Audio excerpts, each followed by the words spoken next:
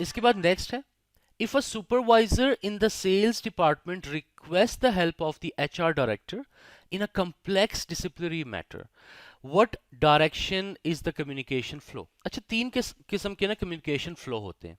एक होता है वर्टिकल। फॉर एग्जांपल यहाँ पे ये प्रोडक्शन डिपार्टमेंट की हम बात कर रहे हैं। ये जो टॉप पे है ये प्रोडक्शन मैनेजर है, इसके नीचे जो है लेबर है। ये मैनेजर जो है ये इंस्ट्रक्शंस दे रहा है लेबर को विद इन प्रोडक्शन डिपार्टमेंट। ये क्या है? वर्टिकल कम्युनिकेशन है। या लेबर जो है वो फीडबैक दे रहा है इस मैनेजर को, ये भी वर्टिकल कम्युनिकेशन है क्योंकि ये इस तरह चल रहा है। हॉरिजॉन्टल कम्युनिकेशन क्या होता है? जो इस तरह चलता है, इसको पीयर्स टू पीयर कम्युनिकेशन भी कहते हैं। फॉर एग्जाम्पल, प्रोडक्शन एक मैनेजर है, वो दूसरे मैनेजर से कम्युनिकेट कर रहा है। एक लेबर जो है वो दूसरे लेबर से कम्युनिकेट कर रहा है। टॉप पे एक डायरेक्टर दूसरे डायरेक्टर से कम्युनिकेट कर रहा है। तो ये बेसिकली क्या है? Horizontal communication. डायगोनल कम्युनिकेशन, इसको क्रॉस कम्युनिकेशन भी कहते हैं। फॉर एग्जाम्पल, ये प्रोडक्शन मैनेजर है, ये सेल्स मैनेजर है। प्रोडक्शन मैनेजर को हेल्प चाहिए फॉर एग्जाम्पल सेल्स के किसी स्टाफ से। ये मैनेजर है, टॉप पे है, ये सेल्स का स्टाफ है, ये लो पे है। तो ये अगर इस बंदे को कम्युनिकेट कर रहा है तो ये क्या कर रहा है? क्रॉस कम्युनिकेशन कर रहा है। ये प्रोडक्शन मैनेजर है, ये कम्युनिकेट कर रहा है अपने लेबर को, ये वर्टिकल है। यहां पर ये सेल्स स्टाफ है, ये सेल्स मैनेजर है, ये सेल्स स्टाफ कम्युनिकेट कर रहा है सेल्स मैनेजर को, ये क्या है? ये भी जो है वर्टिकल है। यहां पर मैनेजर सेल्स मैनेजर है या प्रोडक्शन मैनेजर है, मैनेजर टू मैनेजर कम्युनिकेशन हो रहा है, ये हॉरिजॉन्टल है। लेकिन जब मैनेजर कम्युनिकेट कर रहा है लेबर से या सेल्स स्टाफ से तो ये क्रॉस कम्युनिकेशन है। अब if a supervisor in the sales department, ये सेल्स डिपार्टमेंट का सुपरवाइजर है और ये रिक्वेस्ट हेल्प कर रहा है एचआर डायरेक्टर से। तो ये कर लेते हैं, ये नीचे ले आते हैं इसको। ये सेल्स डिपार्टमेंट का सुपरवाइजर है, ये एचआर डिपार्टमेंट है और ये इसका डायरेक्टर है। तो डायरेक्टर ऑब्वियसली सुपरवाइजर से ऊपर होता है।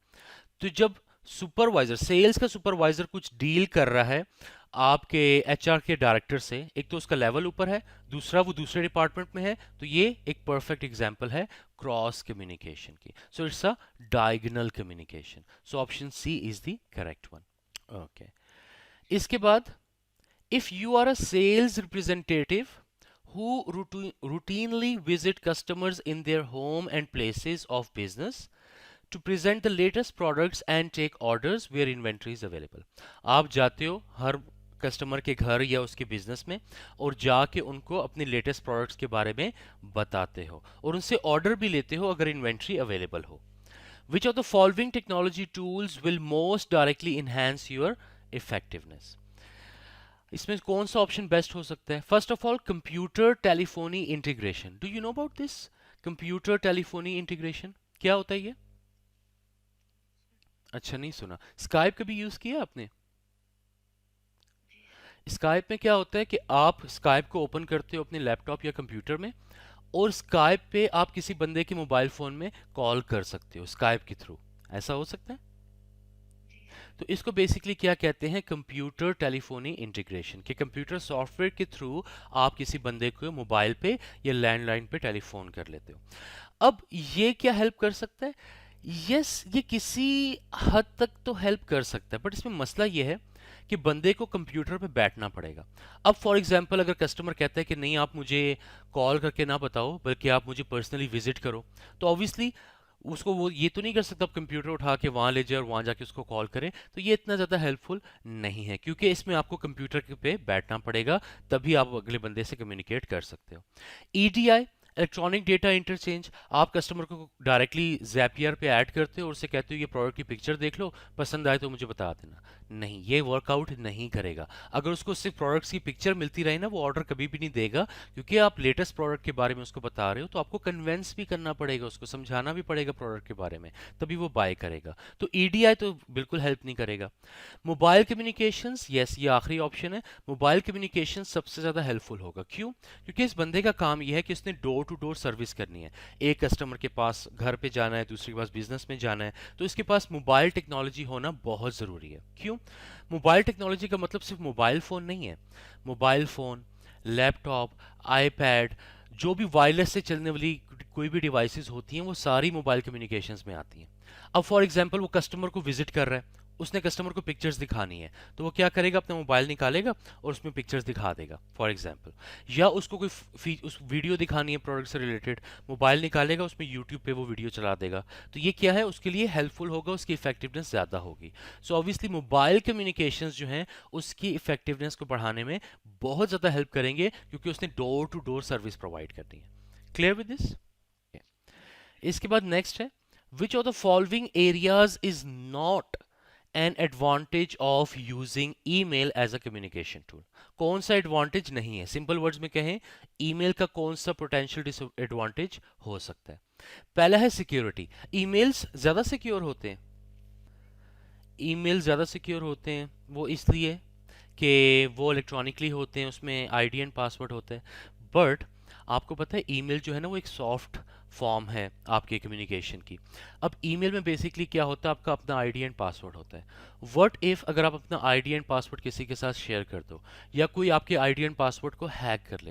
ये बहुत कॉमन प्रॉब्लम है, आपके फेसबुक अकाउंट्स, इंस्टाग्राम अकाउंट्स, ये बड़े आराम से हैक हो जाते हैं। ठीक है, तो सिक्योर तो इतना ज़्यादा नहीं है ईमेल का, ये एडवांटेज सिक्योरिटी कभी भी नहीं हो सकता, क्योंकि हैकिंग जो, अब हैकर जो है ना वो आपके घर में घुस के, आपने कोई लेटर लिखा है ना, वो लेटर चोरी नहीं करता, उसको तो चोर कहते हैं, उसको हैकर नहीं कहते। हैकर बेसिकली क्या होता है कि वो कंप्यूटर में बैठ के आपका जो डिजिटल डेटा होता है उसको चुराने की कोशिश करता है। तो वो ऑब्वियसली आपकी ईमेल पे ही अटैक करेगा, या आपके सोशल मीडिया अकाउंट पे ही अटैक करेगा, या आपकी वेबसाइट पे अटैक करेगा। वो आपके घर में घुस के अटैक नहीं करेगा, हैकर कभी भी ये नहीं करता। तो सिक्योरिटी, अब अगर हैकिंग का इशू है तो वो सिर्फ और सिर्फ ईमेल में ही हो सकता है, फिजिकल लेटर में नहीं हो सकता। तो ऑब्वियसली ये जो है सिक्योरिटी, ये नॉट एन एडवांटेज है। स्पीड, ये तो ऑब्वियसली आप ईमेल का बटन दबाते हो और विद इन सेकेंड्स दूसरे बंदे को रिसीव हो जाता है, तो स्पीड तो बहुत है। वो बंदा चाहे यूएस में है, अमेरिका में है, जहाँ भी है, बहुत फास्ट कम्युनिकेशन होता है, ये तो एडवांटेज है। मल्टीपल रेसिपिएंट्स, एक ही ईमेल आप 10,000 बंदों को भेज सकते हो, यस ये भी बहुत इजीली पॉसिबल है ईमेल में। इसके बाद वर्सेटिल, वैरायटी बेसिकली कह लेते हैं, या वर्सेटिलिटी कह लेते हैं। वर्सेटिलिटी भी बहुत ज़्यादा होती है, क्यों? क्योंकि ईमेल के थ्रू आप कोई बुक भेजना चाह रहे हो, कोई लेटर भेजना चाह रहे हो, कोई पिक्चर भेजना चाह रहे हो, कोई छोटी सी वीडियो भेजना चाह रहे हो, ये सारी किस्म की मुख्तलिफ किस्म की चीज़ें आप ईमेल के थ्रू भेज सकते हो। लेकिन अगर आप लेटर लिखना चाह रहे हो एक बंदे को और आप उसको कोई वीडियो दिखाना चाह रहे हो, तो लेटर में वो पॉसिबल नहीं है। तो ऑब्वियसली वर्सेटिलिटी भी जो है वो बहुत ज़्यादा होती है ईमेल में। सो बी, सी एंड डी ये तीनों करेक्ट है। सिक्योरिटी हम नहीं कह सकते, क्योंकि हैकिंग का रिस्क हमेशा ही रहता है। यहां तक क्लियर है? इसके बाद नेक्स्ट है, all of the following except one are measures for encouraging upward communication in an organization, which is the exception? upward communication, managers होते हैं ना, जैसे टॉप पे है फॉर एग्जांपल डायरेक्टर, उसके नीचे डायरेक्टर इंस्ट्रक्शन देगा मैनेजर को, मैनेजर इंस्ट्रक्शन देगा लेबर को। डायरेक्टर अगर मैनेजर को बता रहा है और मैनेजर लेबर को बता रहा है, तो ये क्या है, डाउनवर्ड कम्युनिकेशन है। अपवर्ड क्या है, लेबर मैनेजर को बताएगा और मैनेजर डायरेक्टर को बताएगा, ये हो रहा है अपवर्ड कम्युनिकेशन। अब इसमें एक्सेप्शन कौन सी है? First of all suggestion schemes. Suggestion schemes क्या होती हैं कि डायरेक्टर पूरी कंपनी में अनाउंस कर देता है कि मैनेजर्स और लेबर, उनको कोई भी अगर प्रॉब्लम है ना, तो वो मुझे ईमेल कर सकते हैं, वो मुझे ईमेल के थ्रू सजेशंस दे सकते हैं कि ये हमें प्रॉब्लम है और उसका ये सबसे बेस्ट सोल्यूशन हो सकता है। तो ऑब्वियसली ये एक अपवर्ड कम्युनिकेशन को इंप्रूव करने का एक बहुत अच्छा तरीका है। तो डायरेक्टर को क्या होगा, मैनेजर भी ईमेल्स भेजना शुरू कर देगा, लेबर भी ईमेल भेजना शुरू कर देगा, तो नीचे से कम्युनिकेशन ऊपर की तरफ होना शुरू हो जाएगा। तो ये अपवर्ड कम्युनिकेशन को मोटिवेट करने का या स्टार्ट करने का बहुत अच्छा तरीका है। Suggestion schemes will work. Second, management by walking around. Management by walking around का मतलब ये कि डायरेक्टर ने जब कोई प्लान करना होगा ना, तो वो ऐसे प्लान नहीं करेगा कि अपने ऑफिस में बैठ के सोचेगा, एनालिसिस करेगा और कोई प्लान बना लेगा, नहीं। वो आएगा लेबर के पास, लेबर से मशवरा करेगा कि मैं ये काम करना चाह रहा हूँ और हमें ये मुश्किलात हो सकती हैं, आपका क्या ख्याल है। फिर वो मैनेजर के पास जाएगा, फिर वो दूसरे मैनेजर के पास जाएगा, फिर वो दूसरे लेबर के पास जाएगा और उनसे फीडबैक लेगा, और जो फीडबैक मिलेगा ना उसकी बेस पे फिर वो मैनेजमेंट करने की कोशिश करेगा। सो ऑब्वियसली ये तो अपवर्ड कम्युनिकेशन का एक बहुत ज़बरदस्त तरीका है। तीसरा है एक्सेप्शन रिपोर्टिंग। एक्सेप्शन रिपोर्टिंग हमने MA2 में भी पढ़ा था, आपने पढ़ा हुआ है एक्सेप्शन रिपोर्टिंग?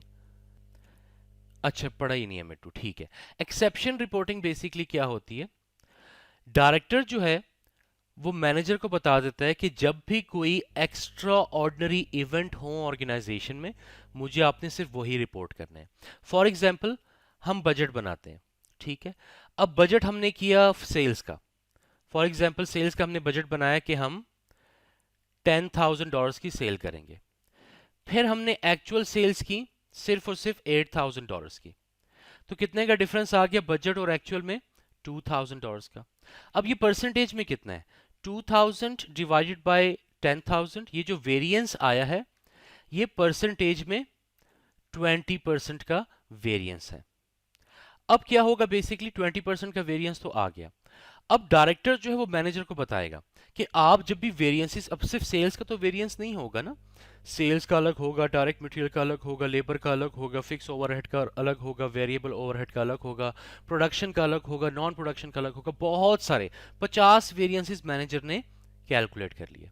अब असूलन तो मैनेजर को सारे वेरिएंसेस या सारे डिफरेंसेस रिपोर्ट करने चाहिए डायरेक्टर को, बट डायरेक्टर कह देगा नहीं, जो भी वेरिएंस जो है वो 10% से ज्यादा हो ऑफ द बजटेड अमाउंट, जो भी वेरिएंस 10% से ज्यादा हो, सिर्फ वही मुझे आपने कम्युनिकेट करना है।